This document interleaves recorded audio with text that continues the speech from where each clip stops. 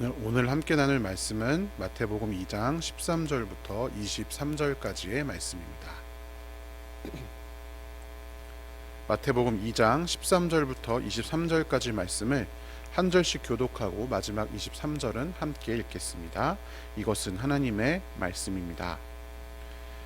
그들이 떠난 후에 주의 사자가 요셉에게 현몽하여 이르되 헤롯이 아기를 찾아 죽이려 하니 일어나 아기와 그의 어머니를 데리고 애굽으로 피하여 내가 내게 이르기까지 거기 있으라 하시니 요셉이 일어나서 밤에 아기와 그의 어머니를 데리고 애굽으로 떠나가 헤롯이 죽기까지 거기 있었으니 이는 주께서 선지자를 통하여 말씀하신 바 애굽으로부터 내 아들을 불렀다 함을 이루려 하심이라. 이에 헤롯이 박사들에게 속은 줄 알고 심히 노하여 사람을 보내어 베들레헴과 그 모든 지경 안에 있는 사내 아이를 박사들에게 자세히 알아본 그 때를 기준하여 2살부터 그 아래로 다 죽이니 이에 선지자 예레미야를 통하여 말씀하신 바 라마에서 슬퍼하며 크게 통곡하는 소리가 들리니 라헬이 그 자식을 위하여 애곡하는 것이라. 그가 자식이 없으므로 위로받기를 거절하였도다 함이 이루어졌느니라. 헤롯이 죽은 후에 주의 사자가 애굽에서 요셉에게 현몽하여 이르되 일어나 아기와 그의 어머니를 데리고 이스라엘 땅으로 가라. 아기의 목숨을 찾던 자들이 죽었느니라 하시니 요셉이 일어나 아기와 그의 어머니를 데리고 이스라엘 땅으로 들어가니라. 그러나 아켈라오가 그의 아버지 헤롯을 이어 유대에 임금됨을 듣고 거기로 가기를 무서워하더니 꿈에 지시하심을 받아 갈릴리 지방으로 떠나가 나사렛이란 동네에 가서 사니 이는 선지자로 하신 말씀에 나사렛 사람이라 칭하리라 하심을 이루려 함이러라. 아멘. 오늘은 성탄절 다음 날이라는 제목으로 하나님의 말씀을 함께 나누겠습니다. 여러분, 어제는 성탄절이었습니다. 성탄절 잘 보내셨는지요? 평안의 왕으로 오신 예수님, 세례 요한의 어머니 엘리사벳, 예수의 어머니 마리아, 목자, 동방박사, 이런 억눌렸던 자들을 모아서 칭찬과 명성을 얻게 하시는 하나님, 그리고 임마누엘로 오셔서 영원히 우리와 함께 하시는 예수님 기억하는 그런 성탄절이었으면 합니다. 학창시절에도 제가 교회를 계속 다녔으니까 그 성탄절이 항상 뭔가 설레었던 기분이 납니다. 여러분도 아마 성탄절에 즐겁고 재미있고 또 행복하게 보내셨으리라 생각합니다. 그런데 학창시절에 제가 이렇게 재미있게 성탄절을 보내고 나면 늘 다음 날이 문제였습니다. 보통 이제 제가 학창시절에는 성탄절 다음이면 이미 방학인 경우가 많았기 때문에 막 기쁘고 이제 마음으로 자고 다음날 일어나면 뭔가 허전하고 허무하고 뭔가 인생이 바뀌어야 될 것 같은데 오히려 똑같고 하니까 약간 좀 이상한 그런 기분이 들었습니다. 막 방방 뜨는 것 같은데 도대체 뭘 해야 하는지 잘 모르는 그런 날이 제게는 성탄절 다음 날의 그런 기억이었습니다. 요셉과 마리아에게도 성탄절 다음 날이 존재했습니다. 물론 오늘 본문에서 성탄절 바로 다음 날이라고 말하고 있지는 않지만 성탄 이후에 바로 직후에 요셉과 마리아에게 일어난 일들이 오늘 본문에 기록되어 있습니다. 여러분, 요셉도 마리아도 예수님을 잉태할 때에 직접 천사로부터 태어날 아기가 누구인가에 대해서 이미 전해 들었습니다. 여러분, 이 이야기는 요셉에게 개인에게 천사가 나타났고 마리아 개인에게 천사가 나타났지만 둘이 여러분 어쨌든 같이 이제 부부이고 아이를 낳아야 하니까 서로 이 이야기를 공유했겠죠. 그러니까 각자 뿐만 아니라 서로를 통해 예언된 예수, 이 뱃속에 있는 아기가 어떤 존재인지 이 요셉과 마리아도 알고 있었을 것입니다. 그리고 그렇게 기대하고 고대하던 그 아기가 태어났습니다. 근데 우리끼리만 태어났으면 이게 진짜인지 아닌지 헷갈릴 수도 있는데 목자들이 막 찾아와서 예배합니다. 그리고 거기서 그치지 않고 이방의 이 유대교가 아닌 동방박사라는 사람들이 별을 보고 찾아옵니다. 그리고 그냥 찾아온 것이 아니라 엎드려서 경배하고 보물 상자를 열어서 황금과 유향과 몰약을 예물로 드렸습니다. 가난한 목수였던 요셉에게는 이것들은 굉장한 보물이었습니다. 이 동방박사들은 진짜로 그냥 왕이 태어난 줄로 알고 여기까지 왔기 때문에 왕이 받는 선물들을 주었습니다. 그것을 보면서 요셉과 마리아가 어땠겠습니까? 얼마나 기뻤겠습니까? 마음에 우리가 받은 천사로부터의 예언이 진짜인가 보다. 내가 평생 본 적도 없는 사람들이 와서 이 아기의 이 아국간까지 찾아와서 경배하고 예배하는구나. 얼마나 마음에 기쁨이 있었겠습니까? 태어날 때, 예수님이 태어날 때 우리가 잘 알듯이 아무도 방을 내어주지 않아서 요셉과 마리아가 한참 찾아다녔잖아요. 그 찾아다녔을 때를 생각해 보면 분명히 내 뱃속에 있는 아기가 왕인데 하나님의 아들이라고 했는데 이렇게 하나님이 뭔가 도와주시지 않는 것 아닌가? 그런 당황스러운 마음이 혹시 있었을지도 모르겠습니다. 그런데 아마 그것이 씻은 듯이 없어졌을 것입니다. 마국간에서 아이를 낳았지만 동방박사 목자들이 찾아와 경배하는 것을 보고 다행히 그래 맞구나 이렇게 생각했을지 모르겠습니다.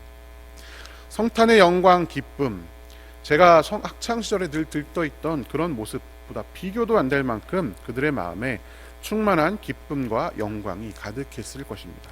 그러나 성탄 다음 날은 그렇지 않았습니다.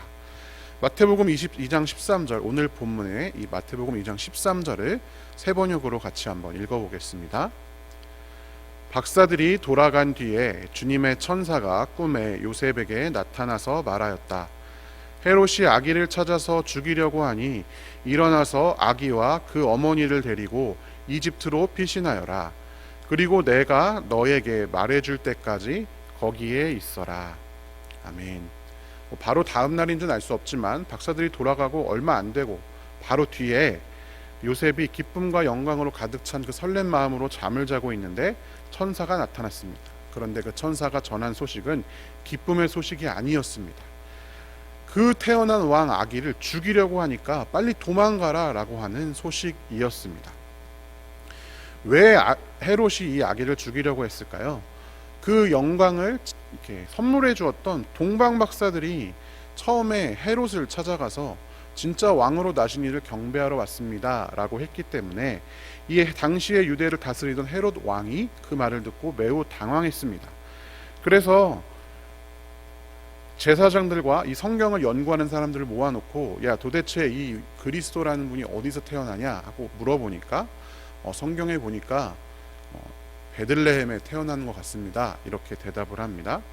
그래서 이 헤롯이 박사들에게 헤롯 베들레헴이라고 해도 어딘지 모르니까 정확히 어떤 악인지 모르니까 자 가서 경배하고 나도 경배할 수 있게 좀 와서 일러다오 이렇게 이야기를 합니다. 그런데 이 동방박사들은 예수님을 만난 이후에 또 천사가 꿈에서 나타나서 헤롯을 만나지 말고 그냥 다른 길로 가라 라고 해서 다른 길로 가게 되었죠. 왜 헤롯이 이렇게 새롭게 태어난 왕을 죽이려고 했을까? 여러분, 이 사람이 헤롯 1세 헤롯 대왕이라고 합니다. 성경에 여러 헤롯이 나오지만 이 예수님을 죽이려고 했던 사람은 헤롯 대왕입니다. 이 헤롯은 아버지가 안티파트로스라고 하는 사람인데 이 헤롯의 가계는요 에돔 족속입니다.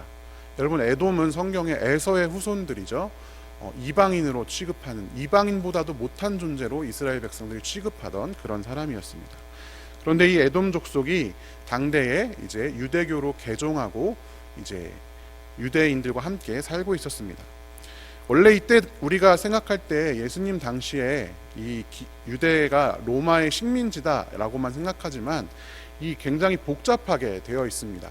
이스라엘, 우리가 생각하는 지금 이스라엘이 여러 개로 나뉘어서 어떤 곳은 정말로 우리 옛날 일본 일제시대처럼 총독을 보내서 직접 통치를 하고, 어떤 곳은 그 속국으로 삼아서 이제 허수아비 왕, 당시 거기서 다스리는 왕을 세워서 이제 대신 통치하게 하는 그런 형태를 띠었습니다. 그래서 어떤 일부는 직할령이고 일부는 이제 왕이 있는 그런 곳이었는데, 그때 이 헤롯 왕이 되기 전에는 하스몬 왕조라고 하는 그 왕조의 왕들이 있었습니다.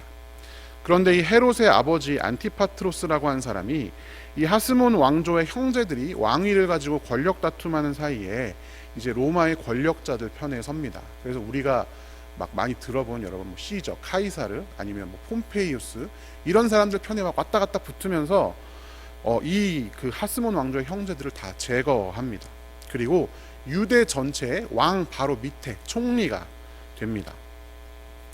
그런데 여러분, 우리가 잘 알듯이 로마의 첫 번째 황제라고 불리는 카이사르가 암살당하잖아요.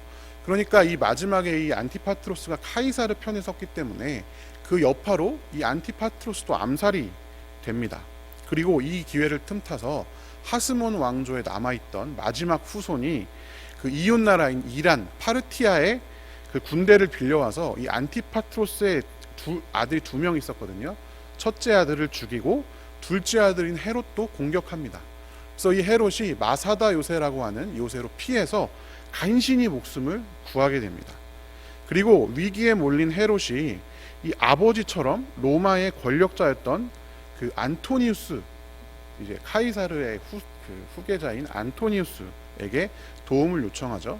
그래서 이 안토니우스가 파르티아 군대를 격파합니다. 그리고 하스몬 왕조의 마지막 남아있는 왕손을 죽여버렸습니다.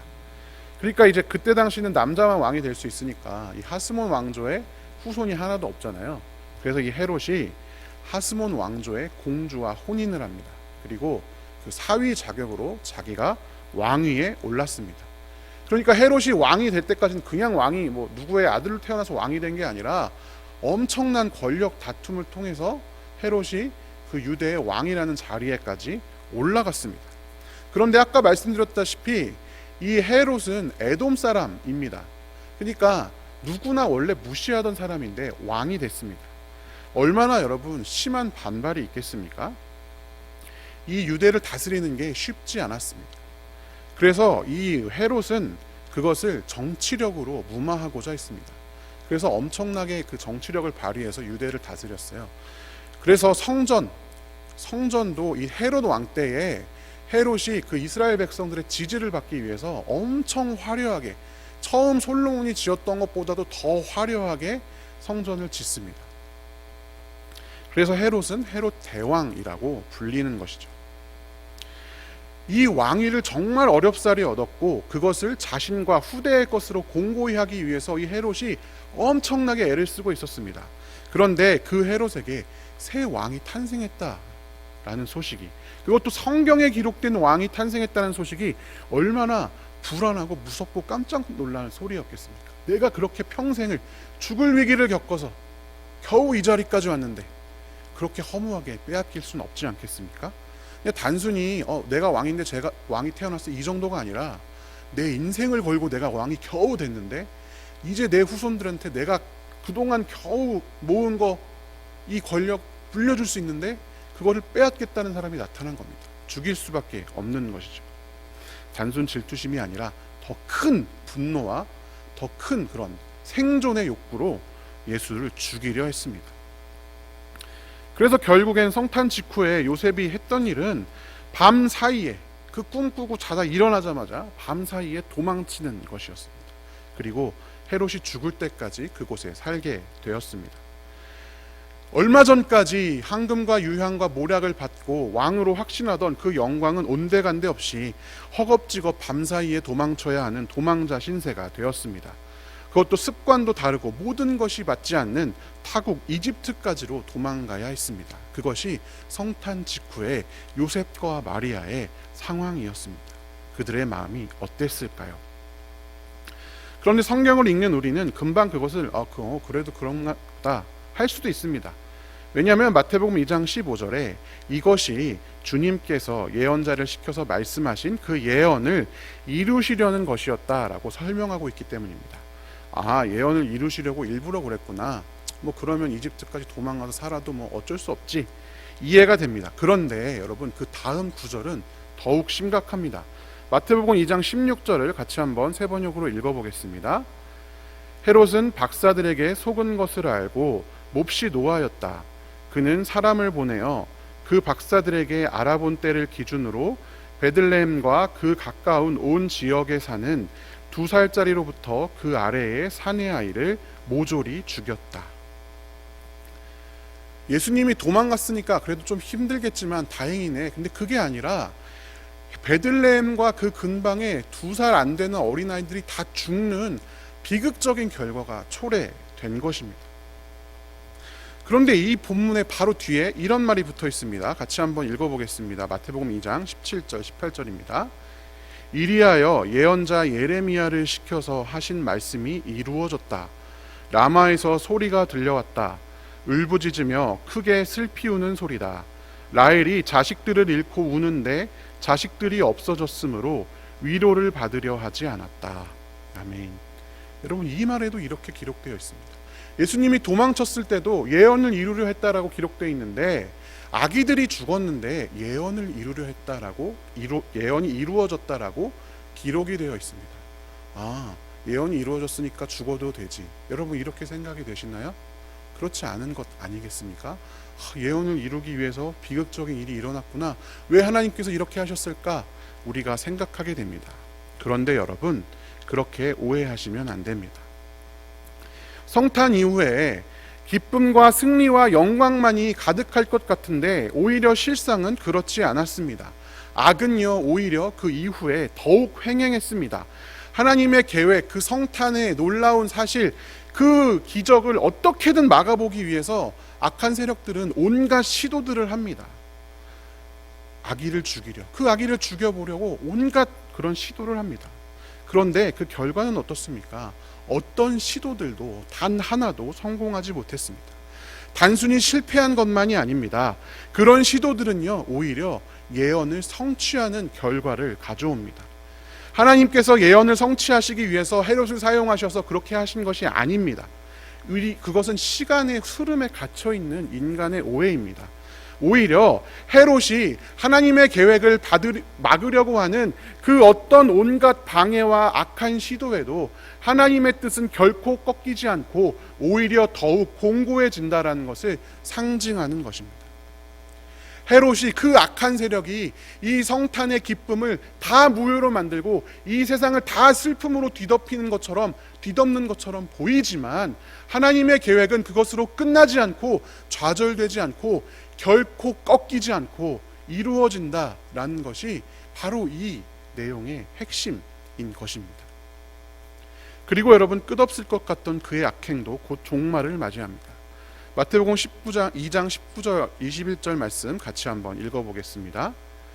헤롯이 죽은 뒤에 주님의 천사가 이집트에 있는 요셉에게 꿈에 나타나서 말하였다. 일어나서 아기와 그 어머니를 데리고 이스라엘 땅으로 가거라. 그 아기의 목숨을 노리던 자들이 죽었다. 요셉이 일어나서 아기와 그 어머니를 데리고 이스라엘 땅으로 들어왔다. 아멘. 결국 헤롯이 죽었습니다. 아직 예수님이 아기일 때. 그리고 요셉과 그 가족은 이스라엘로 돌아오게 됩니다. 자, 이제 이스라엘로 돌아왔으니까 아무 걱정 없이 행복하게 살았습니다 라고 하면 좋겠지만, 오늘 본문은 또 그 이후에 이를 이야기합니다. 마태복음 2장 22절 다시 한번 같이 읽어보겠습니다. 그러나 요셉은 아켈라오가 그 아버지 헤롯을 이어서 유대 지방의 왕이 되었다는 말을 듣고 그곳으로 가기를 두려워하였다. 그는 꿈에 지시를 받고 갈릴리 지방으로 물러가서 나사렛이라는 동네로 가서 살았다. 아멘. 헤롯의 시대는요, 끝나지 않았습니다. 헤롯의 아들 아켈라오라는 사람이 그 지역의 왕이 되었다라는 것입니다. 그래서 요셉은 유대 베들레헴으로 돌아가지 못하고 갈릴리 나사렛에 가서 살게 되었습니다. 이게 헤롯 왕조의 그 가계도입니다. 이 성경에 헤롯이 여러 명이 나오는데, 그래서 이 헤롯들이 다 성경에 나와요. 이 헤롯은 죽고 자신의 왕국을 세 형제에게 이제 나누어 주고 또 자신의 여동생에게도 물려줘서 이 네 개로 나뉘게 됩니다. 그 중에서 여기에 헤롯의 아르켈라오스라고 기록되어 있는 이 부분이 이 헤롯 아켈라오입니다. 근데 이 사람은 옆에 재위 기간이 써 있는데 기원전 4년에서 기원 후 6년, 그러니까 10년 만에 이제 죽게 되는 거죠. 그리고 이 헤롯 왕조는 그래도 4대까지, 맨 마지막 헤롯 아그리파 2세가 93년까지 이 재위합니다. 그러니까 이 헤롯 왕은 죽었지만 이 헤롯의 그 후손들이 계속 그 헤롯 왕조를 이어갔던 것이죠. 헤롯이 죽었다고 고통이 끝난 것이 아니라 그 후손들이 계속, 그 왕들이 잔존하고 있었던 것입니다. 그런데 그래서 요셉은 나사렛으로 피해서 도망쳐서 살 수밖에 없는 신세였습니다. 그런데 여러분, 이런 상황에도 어떻게 기록되어 있습니까? 예언자들을 시켜서 말씀하신 그 말씀이 이루어졌다라고 기록이 되어져 있습니다. 어떤 것도 하나님의 뜻을 막을 수가 없었습니다. 당장 이 세상을 다 덮어버릴 것 같은 악도, 아니면 악이 꾸준히 남아있어서 내 인생 평생 동안 따라다닐 것 같은 그 악도 결국에는 하나님의 뜻을 막을 수가 없었다라는 것입니다. 사랑하는 성도 여러분, 성탄의 기쁨은 성탄의 기쁨이지만 그 이후에 우리의 삶에는 여전히 악이 남아 있습니다. 예수님에게 그러했던 것처럼 우리에게도 이 성탄의 기쁨을 가지고 기다리는 삶, 재림을 기다리는 삶을 살아갈 때에 그것을 막게 하려는, 어떻게든 하나님의 뜻을 좌절시키고 하나님의 계획을 꺾으려는, 우리를 향한 하나님의 그 뜻을 최대한 유예시키려는 사탄의 온갖 방해가 우리 인생 가운데 찾아옵니다. 그런데 여러분, 그럼에도 불구하고 하나님의 그 뜻은 꺾이지 않습니다. 제가 서두에 성탄의 의미에 대해서 한번 다시 말씀드렸잖아요. 임마누엘 되신 하나님, 하나님께서 영원히 우리와 함께 하신다. 억눌렸던 자들을 모아서 칭찬과 명성을 얻게 하신다. 죄인된 우리를 구하시고 이 땅에 평화의 왕으로 오셔서 모든 막힌 담을 허무신 그 사역은요, 아무리 사단이 오늘도 우리를 틈타고 넘어뜨리려고 하고 공격하고 악이 우리의 인생을 어떤 때는 다 덮어버리는 것 같고 어떤 때는 평안하다가도 계속 내 인생을 따라오는 그 순간순간에 변하지 않는 악과 죄의 모습들이 우리 삶에 있다 하더라도 결코 하나님의 뜻이 꺾이지 않는다라는 것입니다. 그것이 성탄 다음 날을 살아가는 우리에게 하나님께서 주시는 귀한 은혜의 말씀인 것입니다. 사랑하는 성도 여러분, 성탄, 기쁨, 우리가 마음속에 새겼지만 우리의 삶이 그렇게 늘 기쁘고 늘 좋고 늘 평안하고 늘 형통한 것은 아닙니다. 예수님의 부모에게도 그러했습니다. 예수님에게도 그러했습니다. 그러나 예수님, 하나님께서 우리를 향한 그 하나님의 사랑은 그 어떤 것으로도 끊을 수 없다라고 성경에 기록되어져 있습니다. 성탄절 다음날, 그리고 그 다음날, 그 다음날 우리의 삶 가운데 그 꺾이지 않는 하나님의 뜻을 붙들고 하나님의 사랑을 붙들고 하루를 살아갈 수 있는 귀한 성도들 되시기를 주님의 이름으로 축원합니다. 그리고 때로 우리 가운데 그 잔존하고 있는 그 악 때문에, 그 죄 때문에 우리가 고통을 겪고 혹은 신음하는 순간이 있다 하더라도 끝내는 하나님의 뜻이 승리할 것임을 마음속에 새기고 소망을 가지고 살아가는 귀한 성도들 되시기를 간절히 축원합니다. 함께 기도하겠습니다. 사랑의 하나님, 감사합니다. 평화의 왕으로 오신 예수 그리스도의 그 기쁜 소식, 맑고 환한 밤중에 선포된 그 기쁜 소식을 우리가 듣게 하시고 믿게 하시고 그를 통해 새로운 삶을 살 수 있도록 인도하여 주시니 감사합니다. 그 새로운 삶은 모든 것이 잘되고 모든 것이 내 뜻대로 풍요로운 그런 삶이 아니라 혹 때론 넘어지고 때론 잘 안되고 때론 악들이 도대체 왜 예수님은 나를 도와주시지 않는 거지? 생각할 정도로 나를 괴롭히더라도 나를 향한 하나님의 사랑이 결코 끊이지 않는다는 그것이 바로 우리의 새로운 삶임을 고백합니다. 하나님, 우리가 그 사랑 가운데 거하게 하여 주시옵소서. 그 사랑으로 위로받게 하여 주시옵소서. 그 사랑으로 우리가 소망을 품게 하여 주시옵소서. 꺾이지 않는 하나님의 뜻을 믿고 순종하며 우리도 또한 꺾이지 않는 사랑으로 하나님을 사랑할 수 있도록 인도하여 주시옵소서. 그래서 고통과 슬픔의 순간에도 소망을 품고 이 땅에 하나님의 뜻을 온전히 성취하는 주의 자녀들로 살아갈 수 있도록 인도하여 주시옵소서. 하나님, 이 성탄의 기쁜 소식이 소외된 자들에게 전해지길 원합니다. 특별히 세상 가운데 전쟁으로 인해 고통받는 사람들, 아버지, 그들에게도 이 기쁜 소식이 전해지길 원합니다. 하루빨리 평화의 소식이 들려올 수 있도록 인도하여 주시옵소서. 하나님, 이 시간 우리가 가지고 나온 모든 기도 제목들 주님께 올려놓습니다. 주께서 들으시고 우리 삶 가운데 주의 뜻대로 응답하여 주시옵소서.